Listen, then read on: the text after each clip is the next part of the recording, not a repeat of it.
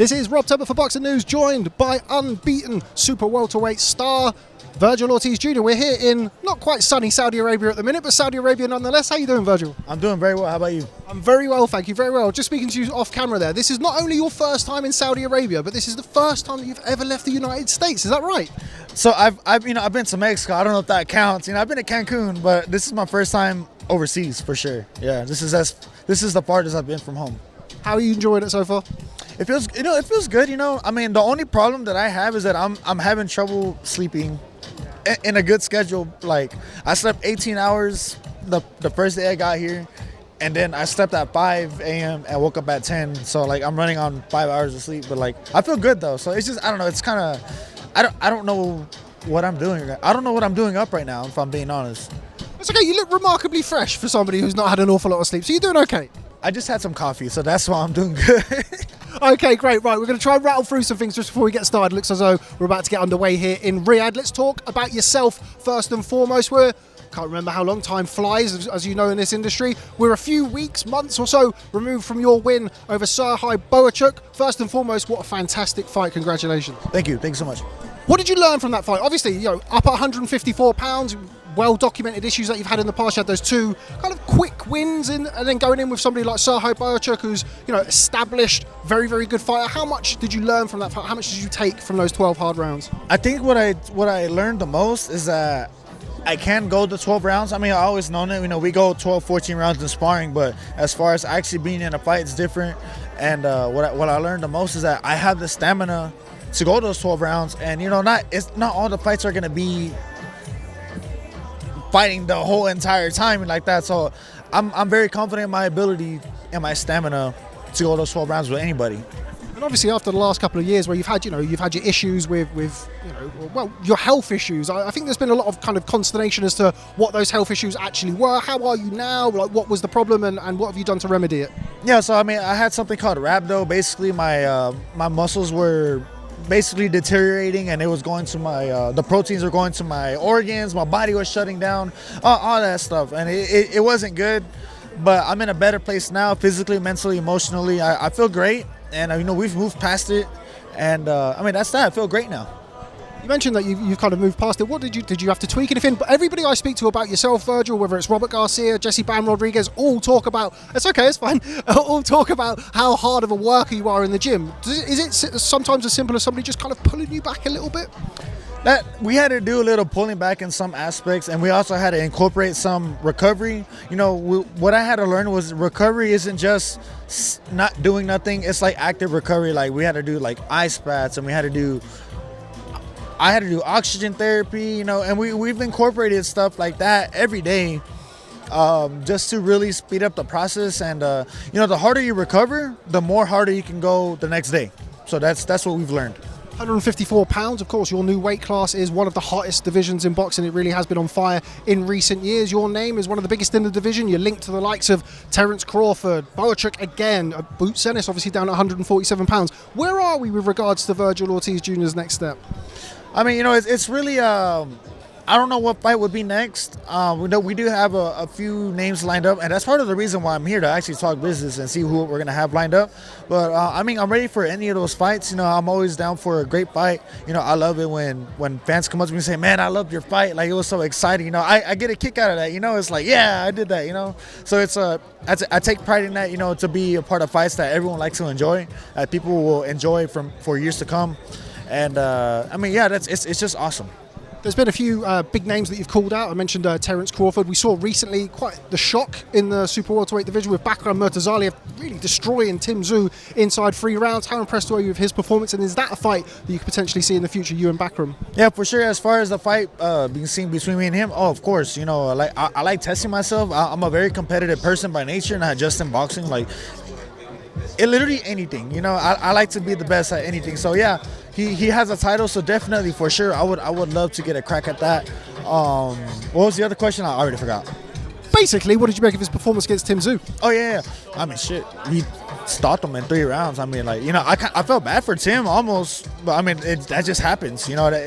Boxing is it's just a sport where you never know what's gonna happen next. And I hope Tim bounces back after this. He seems like a good guy.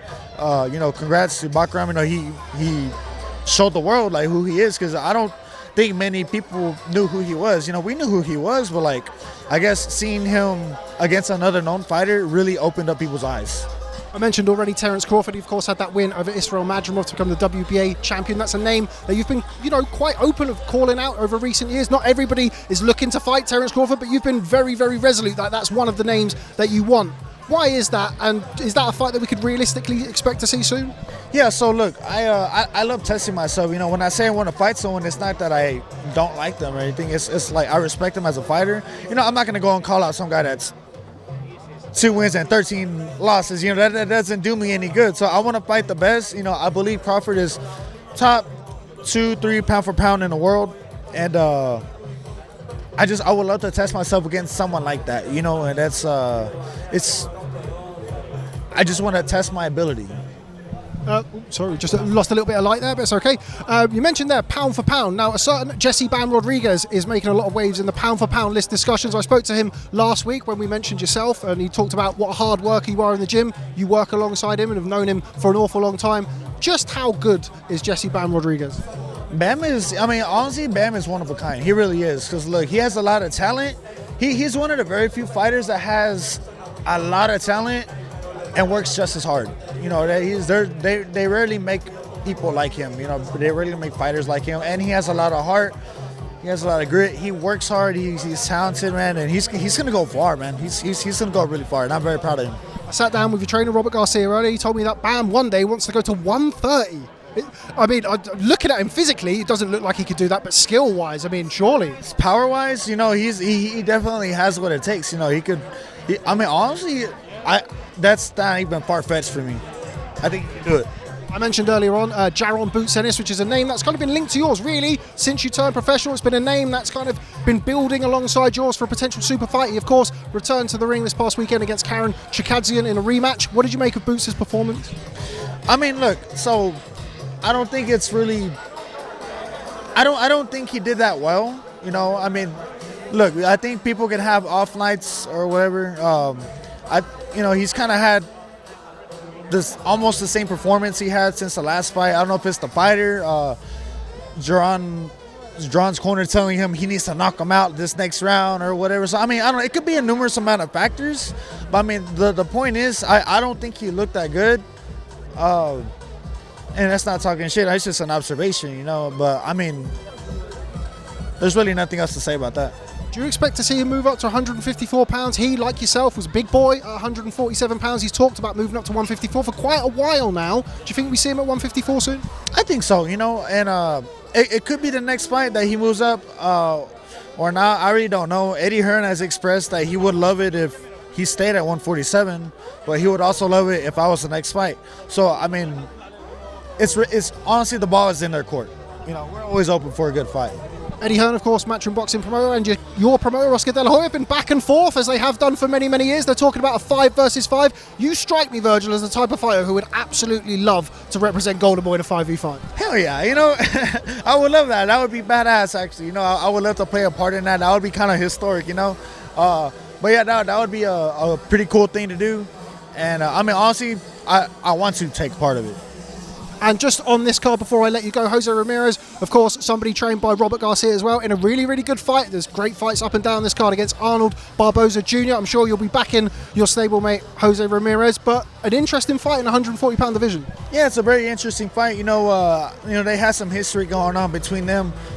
And, like you said, that's my boy, but even if he wasn't my boy, I know Jose's going to win, so, And final one for me is on the main event. Gilberto Zurdo Ramirez, the WBA Cruiserweight champion, takes on Chris Billam-Smith, the WBO champion. Another really interesting fight, another well-matched fight here. How do you see that one playing out? Yeah, so it's Zurdo versus John Cena. Everyone's been saying he looks like John Cena, guys. It's funny. No, a lot of respect to him and his team. His team's cool. But yeah, so it is a very interesting fight. I personally have never seen the other guy fight, but from what I've seen is he's big and he's strong. So Zurdo, he's gonna move around. He's gonna stick and move, and I know being a Mexican fighter, I know he's gonna try to take it to him, which is good. We always want to be a part of a fun fight. It's gonna be a fun fight. That's really all I can say because I've never seen the other guy fight. You know what I mean? I think it's a pretty good breakdown, even if you've not seen him fight. I think it is going to be a fun night, as it always is when we see Vergil Ortiz Jr. in the ring, and hopefully we see you back in the ring very, very soon. Vergil, thanks very much for speaking to Boxing News, and hopefully catch up with you soon. Thank you for having me.